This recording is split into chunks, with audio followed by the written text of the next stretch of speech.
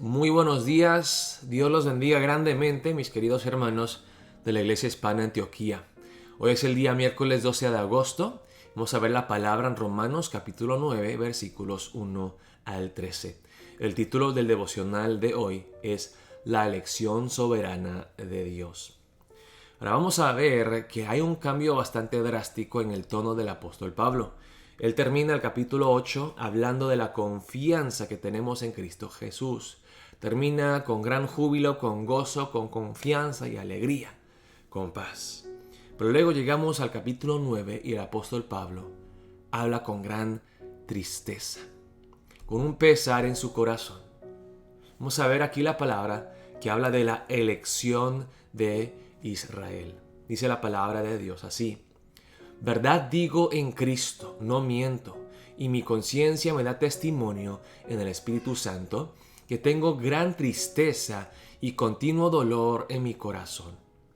Porque deseara yo mismo ser anatema, separado de Cristo, por amor a mis hermanos, los que son mis parientes según la carne, que son israelitas, de los cuales son la adopción, la gloria, el pacto, la promulgación de la ley, el culto y las promesas, de quienes son los patriarcas y de los cuales según la carne vino Cristo, el cual es Dios sobre todas las cosas, bendito por los siglos.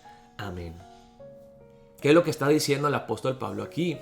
Son palabras parecidas a las palabras de Moisés cuando dice a Dios: Dios, si tú pudieras borrar mi nombre del libro de la vida para salvar al pueblo de Israel, que son rebeldes. Ahora aquí la clave es si pudieras, oh Dios. ¿Y cuál aquí el apóstol Pablo? Porque desearía yo mismo ser anatema. Anatema significa maldito, separado de Cristo, enviado al infierno, condenado eternamente. Si pudiera yo a través de mi condenación salvar a mis hermanos judíos, mis parientes según la carne. De todas las bendiciones que han recibido los israelitas, pero que la elección de Israel no es Israel étnica, de sangre, sino que el verdadero Israel tiene que ver con la fe. Aquí el apóstol Pablo está dando un argumento de que las promesas de Dios no han fallado. Que el Israel que Dios eligió no fue el Israel de la sangre, sino que aquellos que confiesan que Jesucristo es el Señor. La elección de Dios, hermanos, es una elección soberana, que no depende de ningún otro factor, solamente depende de la voluntad divina. Dios escoge porque Dios escoge, porque Él quiere. No porque hacemos el bien o porque somos más inteligentes o porque somos más justos. De hecho, eso también dice Moisés: Israel, ¿qué son ustedes? No son los más grandes, los más inteligentes, los más fuertes. Dios escoge lo débil y lo vil para glorificarse a sí mismo. Nadie se puede jactar de que, wow, yo soy cristiano, es que pues yo confío en Dios, yo confío en Cristo Jesús porque pues soy una buena persona. No, Dios nos eligió primero. Sigue la palabra. Y aquí pueden surgir objeciones al apóstol Pablo. Mire que las promesas de Dios han fallado. Dios no ha podido salvar al pueblo de Israel. Y dice el apóstol Pablo aquí: no que la palabra de Dios haya fallado, porque no todos los que descienden de Israel son israelitas, ni por ser descendientes de Abraham son todos hijos, sino en Isaac te será llamada descendencia.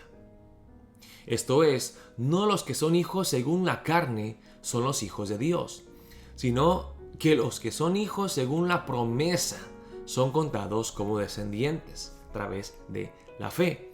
Porque la palabra de la promesa es esta: por este tiempo vendré y Sara tendrá un hijo. Entonces aquí el apóstol Pablo está diciendo que el linaje escogido de Dios vino a través de Isaac por la fe. Y puede surgir otra objeción. Dirán algunos: pues Dios eligió a Sara y no a Agar porque Sara era la verdadera esposa y Agar era una sirvienta, era una esclava, no era esposa de Abraham. Pero aquí el apóstol Pablo, para darle evidencia clara de que Dios no hace excepción de personas, y no fue por ser la esposa de Abraham que Sara y sus hijos fueron escogidos, sino que dice aquí, de otro ejemplo, en el versículo 10, y no solo esto, sino también cuando Rebeca concibió de uno, de Isaac nuestro padre, pues no habían aún nacido, ni habían hecho aún ni bien ni mal, para que el propósito de Dios, conforme a la elección, permaneciese, no por las obras, sino por el que llama. Se le dijo, el mayor servirá al menor. Como está escrito, a Jacob amé, mas a Esaú aborrecí. ¿Qué quiere decir la palabra aquí? Dice que desde una misma madre Dios puede elegir a uno y no al otro. Y aquí la elección de Jacob sobre Esaú no tuvo nada que ver con la justicia, la santidad de Jacob, porque Dios los había elegido antes de su concepción. Como dice la palabra, antes de la fundación del mundo, Dios nos había elegido en Cristo Jesús. Sin haber hecho yo nada, Dios me eligió. Y yo no me jacto de eso, eso me debe de humillar más. Y aquí vemos que la elección de Dios no fue del más justo, porque Jacob fue igual de pecador que Esaú.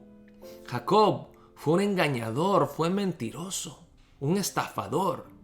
Y aún así Dios en su gracia infinita, en su misericordia divina, eligió a Jacob.